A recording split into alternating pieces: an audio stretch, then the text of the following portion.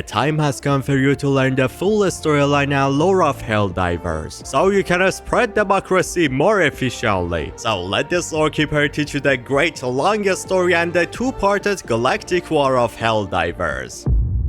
Super Earth, our home, an actual good life service game after decades, and Liberty, hey fellow Call of Duty addicts, but getting fun games in modern gaming doesn't come free. No, sweet Liberty, someone stop Sony, no! Looks familiar? That's because scenes like this are happening all over the modern gaming world. Sony, EA, Fortnite, and then Microsoft. Your favorite game could be next getting by giant corporations, unless you make your most important decision of your life. Do not buy Call of Duty every single year. Get some help and touch some grass instead. Prove yourself that you have the strength and the courage to be free by playing some actual good games and fighting for freedom and democracy. So it's time to put those garbage games away and join the Helldivers. Get forced to see exotic new games, then to spread managed democracy throughout the gamers by shoving this flag inside of Call of Duty players, and becoming a hero by finally forcing the big gaming companies into making actually good games like this one. Your time has come to become a legend, a Helldiver.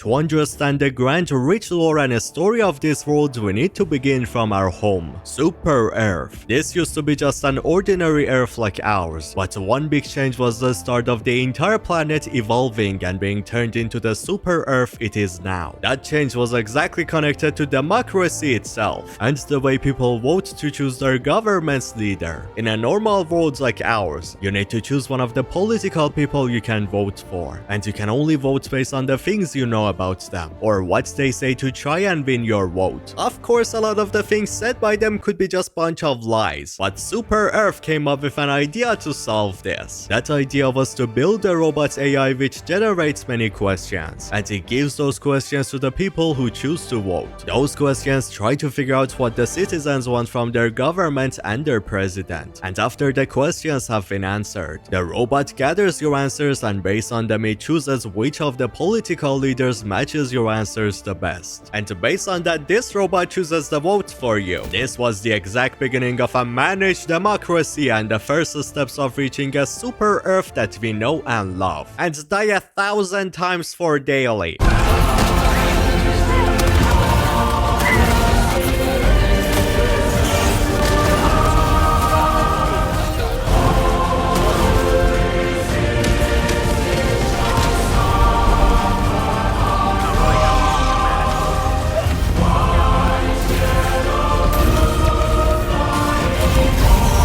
This freedom and democracy soon after begins to take over the planet, as not much after it, within year 2084, humanity discovers a way to invent light-speed spaceships. These ships were not as advanced as they are now, but they were good enough that for the first time humanity explored the galaxies and the planets around with them. And that is exactly where everything starts to go wrong in this fictional planet Earth. They discover deep in space a so-called modern gaming, and they get smacked with a game-ruining update. What, Sony? What is wrong with you? I'm kidding, thank God we managed to survive that. But Super Earth discovers aliens. At the age of exploring the galaxy, not much after, the Helldivers come across different alien life forms. First one of those being giant bugs who evolve powerful and huge on planets with harsh living conditions, and those bugs were named Terminates. At first, the government of Super Earth didn't really mess with the bugs much, and instead was focusing on sending people from Earth onto other planets around us. So humans begin exploring the world and taking over more planets to make them livable. On those new worlds, the people started encountering these massive bugs coming to their planets. That's making Super Earth question how they can even travel between planets. Like, it's a bug, it can't make like a light ship or anything, then how? I actually have a theory on this one. It could be that it's their babies landing on other planets and not really themselves. Like, they just grab their baby eggs and shoot them into space hoping that it lands on a planet. And maybe they do that by meteors landing on the other planets, or even hiding those eggs within human ships. It kinda makes sense. Maybe? I don't know. Super Earth gets really worried about these alien bugs and decides to begin a galactic war against them. And that is exactly the sole start of creating the Helldivers. Heroes who are willingly participating in Helldivers trainings. All of those because of ads made by the government talking about protecting your babies and your family and not losing the right to vote by fighting for freedom and managed democracy. Freedom never slips! These Helldivers began killing many of the bugs on many planets, until some scientists with them found out about the amount of oil the Terminates create, an oil which could easily solve the fossil fuel problems of Super Earth. Because of this, the Super Earth government makes sure that they don't kill every single bug, and rather use the Helldivers as more of a population control, since the resources they create are now very valuable to the future of Earth. This exact galactic war doesn't really sit well with some of the humans, leading to the birth of another faction, the Cyborgs. These ones have a long story, and it all began from the people of Super Earth who did not agree with their government, thinking that the government has created a new voting system to easily manipulate them. So through that, they always stay in control, and also feeling very weird about how brainwashed people there have become. The citizens are so obsessed with the Super Earth and their managed democracy. Basically, these are the Helldivers haters, who are annoyed how much better this game is than their garbage yearly Call of Duty. Imagine playing Call of Duty Modern Warfare 3 rather than Helldivers. Get the fuck out of here! You don't deserve democracy, you don't deserve freedom. These people are the ones who chose to speak against the government. And you know, that most of the time never ends well. If you go against a very sacred managed democracy running the whole planet, or you don't pay respect to the Super Earth flag, then you would be seen as a traitorous scum. And those people were actually the ones who got thrown out of Super Earth, to then be forced to live on other planets. Another choice for these traitors would be execution. One mother even saw her young child not pay respect to the flag of Super Earth, and so she reported her own young child onto the government, making her own young child either be, I don't know, executed or sent to a whole different planet. Maybe the planet is not even livable. What is your own child? These protesters on the other planets have enough of their government once the galactic war begins. Because of it, they choose to turn themselves into robotic cyborgs in the path of taking down this government which they see as corrupt. Again, just like the robots who still play Call of Duty. The number of these human cyborgs grow larger in secret, as they're finally ready to attack the Super Earth while they're already in the middle of a galactic war against the Terminates, making this war get much crazier. These robot humans even detonate bombs within the cities of Super Earth. Or so, that's what the government is telling its citizens. The real truth is that all of these attacks are only focused on the government itself, and the cyborgs do not try to harm the citizens. But if anyone on Super Earth questions anything that the government says, even the tiniest little bitty things, you already probably know what happens to them. While the Terminate bugs are attacking from the east within this galactic war trying to reach Super Earth, now the cyborgs have joined in the attack from the west, forcing Super Earth to need more Helldivers and splitting their army to fight two different sides now. Yet another alien faction has been discovered, one which is not part of Helldivers 2 yet, and there is a big reason for that. These aliens are called the Illuminations. Oh, wait, God, no, not the Illuminates. These are actually pretty peaceful beings, one who evolved within the waters. So I guess that they are fish people. Aquaman. These aliens have evolved very advanced technology-wise, having crazy techs and even nanotechnology moving around wherever they want with it, or the strongest weapons to protect themselves with. Even then, they're actually pretty peaceful. The Illuminates reach into Super Earth trying to make peace with the humans, so they're pretty good fishes, democracy lovers. But before agreeing to the peace, the government wants to first analyze all of their technologies, which leads into them finding destroyer bombs powerful enough to destroy their entire planet. Of course, just like any other government, if the powerful big boy bomb is not owned by Super Earth, then they're gonna take it by force. No, I wanna go! So the peace offering only leads into yet another faction being added into the battle, growing the size of this galactic war. Now, I do love spreading managed democracy, but personally, I would have made peace with the blue aliens. Maybe they got hot alien wives. Who knows? It would have been so worth it. The Helldivers army is now split into 3 groups, the third group having to fight Illuminates from the south. This was the final touch needed for the beginning of this huge galactic war.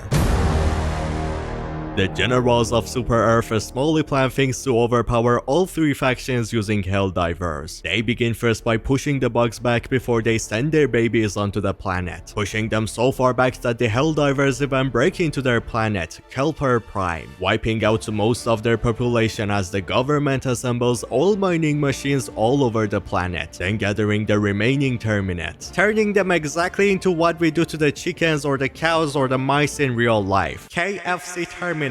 Super Earth now has protected places all over the galaxy that they either do experiments on these bugs, or breed them to harvest their resources and the oil they create. Then some of them get brought onto Super Earth itself for experiments. The war against the Terminates has ended, so it's now time to deal with the cyborgs. To deal with these Call of Duty players, Super Earth sends out a small army of Helldivers onto the planet where the human protests started from, planning to wipe out these traitors from their core. Things go as planned on the war against this faction as well, but some of the cyborgs do manage to escape into hiding without Super Earth finding out, preparing something scary for the future. It's now time to prepare war against these bluefish alien wives. Sorry, I mean Illuminates. The main point of war against these aliens have always been to steal their technology, so Super Earth can evolve into the strongest planet in the entire galaxy, as the Illuminates just want to make peace with the humans, or maybe marry them. One by one, the Helldivers storm the planets under the control of these aliens, stealing their technologies and powerful weapons. Then the plan has also been to completely wipe out these aliens from existence so they can never take revenge or fight back in the future. And that happens, no more blue alien fish wife. They're all dead. Nah. Except I have a theory regarding how I believe that some of them were still left alive, just like the cyborgs. But I'm gonna explain this theory and their return to Helldivers 2 later in the video. So maybe keep watching till the end of the video, and in the middle of that maybe subscribe too. If you don't subscribe, you hate democracy. There it is, the Helldivers have done it. The first galactic war has ended with the victory of Super Earth, as the Helldivers return to their home planet, then being advertised to the citizens as the heroes of our lives, and used by the government to boost patriotism even more. The government's dark plans are going perfectly, as they silence and kill the protesters, captured and enslave the bugs to breed and harvest their oil, then finally stealing all of these Illuminates tech and weapons, becoming the most powerful planets that exist with all of this futuristic weaponry. The abuse of resources from the bugs and the blue aliens is exactly what leads into the Super Earth you know of now. The futuristic, perfect and advanced looking Earth shown within Helldivers 2. It's all built around greed or abusing other alien creatures, or built around the blood of an entire alien species being wiped out. This is exactly what made me really interested into this game's storyline. The fact that when playing the game you feel like the good guy, then you get to learn about why the cyborgs were even created. Just simple protesters treated horribly by the government, or how the bugs and the blue aliens were pretty much just attacking us under self-defense. The real evil here might actually be Super Earth itself. Or maybe not, maybe they did the right thing trying to dominate the entire galaxy. I personally love stories like this, the fact that you don't know, are you actually the good guy or maybe you're the bad guy, and instead like the aliens, do they deserve going through the things they're going right now, or are you like treating them horribly? The storyline is somewhat complex and that makes it have lots of potential, but honestly in some ways we're definitely the good guys. Just let me go through the galaxy spreading managed democracy with doing the right up. God damn, this game is so good! We're definitely the good guys. The technology is made thanks to the Illuminates, and the bugs oil begins an era called the Great Democratization. That's because from here, Super Earth spreads managed democracy in our galaxy beyond the limit and the distance they had before. Now that the war has ended and the Helldivers have returned home, there is pretty much nothing left for them to do. So they have grown really bored doing random things like watching over different planets as officers, or just walking around cities making sure that democracy is not endangered. The Helldivers have mostly turned into a marketing weapon for Super Earth to make their citizens even more brainwashed into living for democracy. But a day comes where these heroes are needed once more. That day is the birth of Helldivers 2. The bugs have grown tired of being abused by the humans. They slowly begin finding ways to evolve and escape from the captivity of Super Earth. The Terminates have escaped and they have begun to grow and take over planets once more. But this time they're even stronger, and pissed off they kill any human they see. As the bugs are endangering the galaxy once more, Super Earth goes to reactivate the Helldivers plan yet again. But this time they had to rush the idea and go even crazier with it. Since the bugs have grown relentless, the government creates a training test for the new Helldivers recruits to go through. As they go crazy with promoting this recruiting Helldivers area with ads all over the place. These ads bring up thinking about the children's future and your babies being taken away and families being endangered, or even your votes being taken away from you. Around 49,000 Super Earth civilians go through the training ground, as the focus age for these trainees has been kept around 19 age by the management, and average combat readiness rating for the people who actually managed to finish the training well between all of those 49,000 people is just 21%. Knowing how the Super Earth government handles things, they send most of the trainees into battle anyways, even if you're not part of that 27%. And between all of these trainees, 90% of them are patriotic. You already probably know what happens to the other 3%.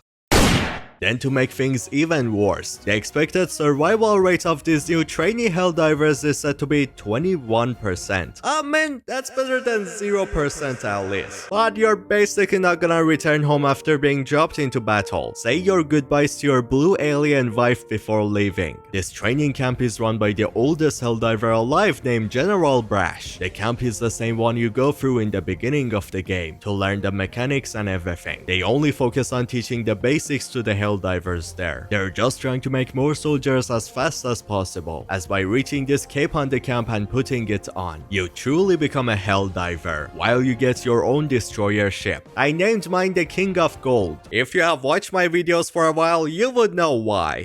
That's my love! You also get your own crew to manage the ship and the battle tactics for you. The most important ship crew member you got is Democracy Officer Johnson. He's the one speaking to you all the time and helping you through the missions, spreading freedom together. And this man is just a Chad. All of posterity shall either prosper in liberty or suffer in bondage, one enemy corpse at a time. Now, if I was gay, I would've smashed. Next up, you got the Shipmaster Fraser, the one who you collect samples for. Samples from the bugs or the robots to give her, so she can study them and evolve your ship based on them, making things more effective against the enemy. More samples. Good. I'm looking forward to seeing what destroyer upgrades you can get for them.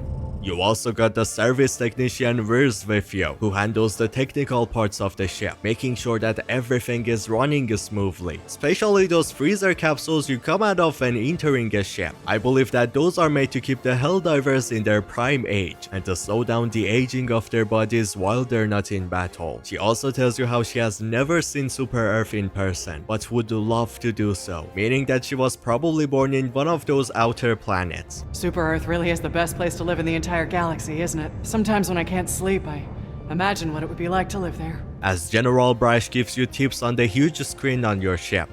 And now, another helpful tip from General Brash.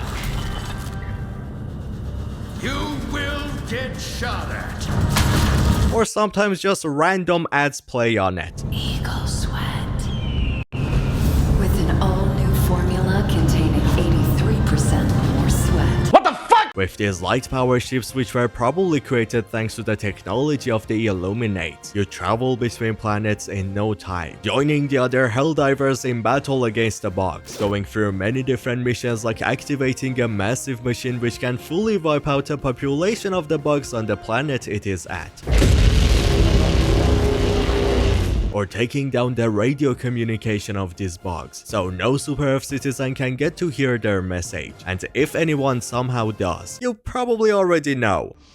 Then my personal favorite, spreading freedom and manage democracy by nuking entire planets. I love democracy more than women! Now I am become death, the destroyer of worlds. But while the second galactic war has begun, once again, just like last time, this war keeps growing larger by new factions being added into it. The automatons strike their attack to our super Earth out of nowhere, an extremely dangerous army of robots, tanks, and so on. While the bugs have been moving to our super Earth from the east of the galaxy, these automatons charge through the west, that catching super Earth off guard. But even then, they seem very familiar to a similar faction Helldivers fought 100 years ago, especially their flag looking very similar to the cyborgs. Those Call of Duty player democracy hater socialists. Well, as I theorize, this crazy robot army should have been built by the remaining cyborg beings who escaped hiding in the first war. Back then they were still humans evolved into cyborgs, but now it seems like they have evolved yet again into full robots, and no human part is left within them anymore. Just a deadly ruthless army, focused on taking down the super Earth government. This army is so powerful that it makes everyone panic, and it makes the government shove even more Helldivers recruit ads onto as many citizens as possible. That also causes the rate of the battle-ready trainees to drop even below 27%, as more weaker Helldivers are being sent to battle, causing their death rates to go higher as well.